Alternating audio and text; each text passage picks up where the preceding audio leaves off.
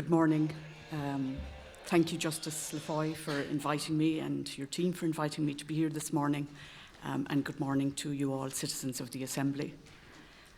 It's very good in one way to be here in Malahide because in Cork and Kerry we pride ourselves on our beautiful small towns and our coastlines. And I have to say, on this beautiful morning here, there's a side of Dublin I haven't seen before, so it's good to experience that. What I'm here this morning to do is to talk about the moral arguments in support of a woman's right to choose. And my starting point is not the moral standing of the fetus or the unborn.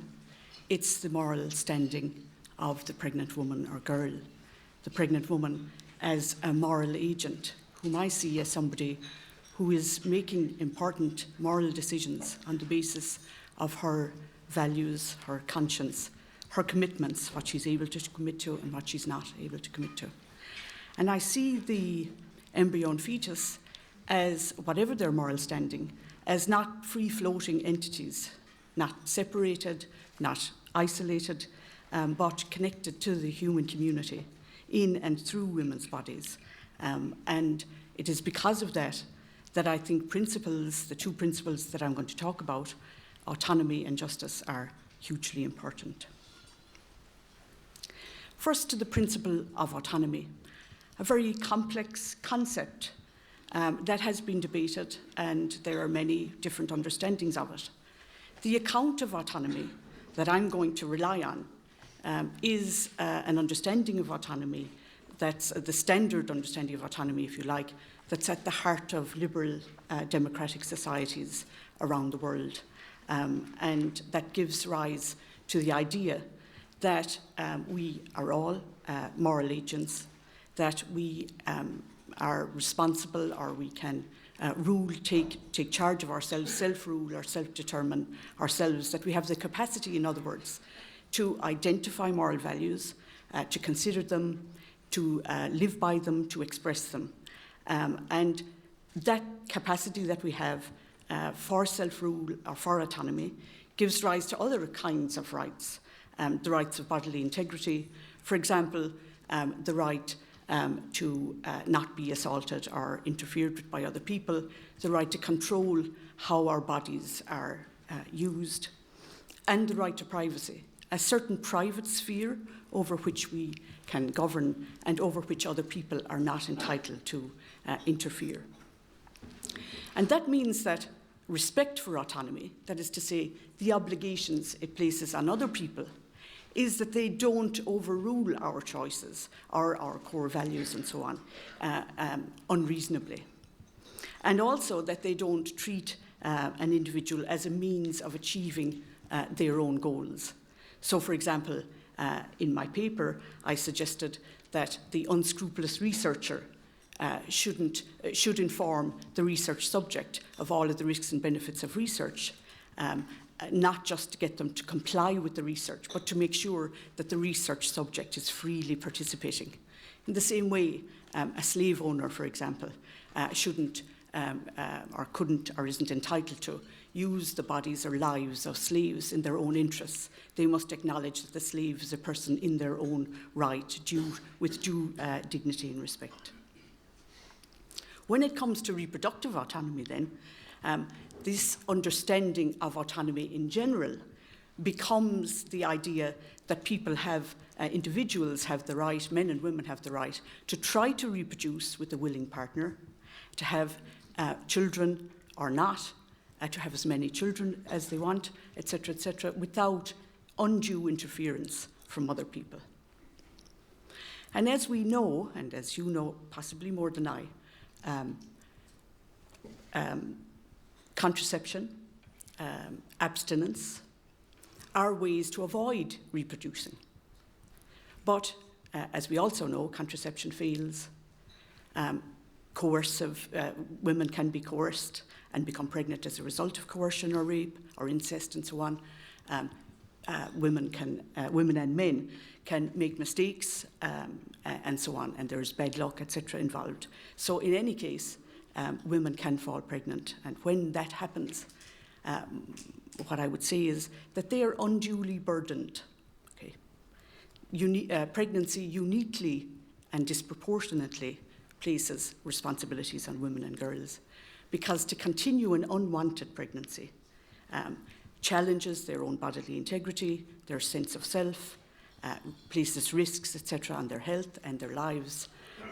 The physiological, the emotional, the psychological impact of an unwanted or crisis pregnancy on women and girls is burdensome. And I think when that happens, I suggest to you that women and girls are best situated. They are in the ideal situation from a moral point of view to weigh all of the relevant factors and to come to a morally responsible decision, because they are most intimately connected with the fetus. And their decision, they are most well positioned to think about what are the relevant factors here that I need to take into consideration. My responsibilities, for example, to my other children, or to my dependent relatives, or to my education, or career, or to other people that depend on me. And they are also the people who are most impacted on by the decision. Their bodies, their lives are most impacted by the pregnancy and by continuing it.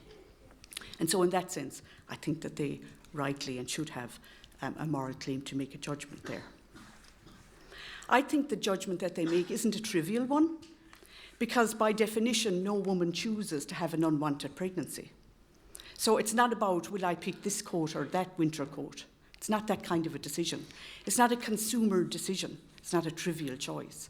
And so, for example, the phrase abortion on demand, I think, is a harsh way of understanding what the decision that the pregnant woman or girl has to make. She has to make a grim option in the light of constrained circumstances. It's also not an abstract choice. She's not just choosing from a menu. She has to take into account the context of her pregnancy, the constraints of her personal circumstances. For example, as I said before, other children, other dependents, poverty, etc., her values and goals, her health risks, her life risks. And of course, she's going to rely on and hopefully get advice and support from people who are around her, her husband, her partner, her co-worker, her friend, her parent, her sibling, will give her the support that she needs in an ideal world, and will travel with her or provide financial assistance or childcare when she has to follow through on her decision. And to disrespect her, I think, would be to treat her as somebody who doesn't have moral worth on her own accord. To disrespect her moral decision, I think, is to treat her as a kind of passive object, as a mere life support system whose work is to serve the ends of others. She is a means to the ends of the state, for example, that might have an interest in fetal life or that might have an interest in promoting particular cultural norms. Or she is a passive object in relation to a partner who has an interest in becoming a father. Okay, so that's the principle of justice, that's the principle of autonomy. Now comes the principle of justice, which I think is very much related to the principle of autonomy. Because to make autonomy something meaningful, you have to allow people to exercise it. There has to be a way for them to exercise it. And when they're doing that, I think that pregnant women should be treated as an equal or in the same way as non-pregnant people. The fact that they become pregnant shouldn't diminish the rights that they share with non-pregnant people. However, I think the Eighth Amendment, in particular, places burdens because it has led to legislation and policies that undermine what I see as the core rights of pregnant women. And I'm just going to look at two situations, though there are others. The first would be situations involving medical uncertainty about the pregnancy, and the second, hardships in travel. So to the first one, in normal circumstances, for all of us, autonomy in healthcare has become critically and centrally important, and it has translated into the requirement of informed consent. We can and are required to think about the costs and benefits of particular medical interventions. And when there's medical uncertainty about the costs and benefits of medical interventions in ordinary circumstances, doctors under our national consent policy, for example, are obliged to acknowledge that uncertainty that they have and, quoting from the policy, the preferences and values of the individual are of paramount importance. Paramount importance. However, because of the Eighth Amendment and the legislation that has followed on it and the guidance for health professionals that has followed on it, when continued pregnancy poses a risk, only doctors can certify that there is a real and substantial risk to the pregnant woman's life, which would necessitate a termination. They don't have any obligation to disclose any uncertainty they have about the risk. And I think the legislation and the policies place enormous burdens on health professionals to quantify the risk, to quantify the risk of death, and indeed places no obligation on them to think about, or in fact forces them to distinguish between death and ill health, serious ill health or grave ill health. So, in other words, we're placing a burden on doctors to determine with certainty what the risks are. There's no requirement on them, if they have any uncertainty about that, to involve women in discussions. And I would suggest to you that, like non-pregnant people, the views of pregnant women, the views of the pregnant woman, who must bear the risk and who is most affected by the outcome, should be central. Remember, for the general population, the values of the patient are paramount. Hardships of travel, we've heard, I know that you've already heard quite a bit about this, but basically my argument, my central argument about it is that state sanctions on abortion means that there is no access to abortion here in Ireland and places undue hardships, financial hardships, emotional hardships that you've heard about already on pregnant women to access abortions that they feel they need. It places a double burden on women and girls who can't travel to access abortion. And they are forced to continue to assume risks or to try for illegal or unsafe abortions. And so in that sense, the actual practical implications of that is that it discriminates against younger women, women who can't travel for one reason or another, because they're in the asylum system, because they're a member of the traveller community, because they're ill or they have a disability, which means that they can't travel. Finally, when I'm looking at these two core principles, autonomy and justice, I have to think about, or we have to think about, when we disagree about our moral positions or our moral values, should we, or to what degree should we legislate about those? And that raises a question about the difference between believing we are doing the wrong thing or somebody else is doing the wrong thing and actually then bringing in a law that compels them to act as we wish them to act. And I suggest to you that on my view of pluralistic societies, social democratic societies, liberal societies, and how they best work, is that we should have rules of social cooperation that create the widest possible exercise of individual moral autonomy. In other words, we don't compel each other to live as seems good to the rest.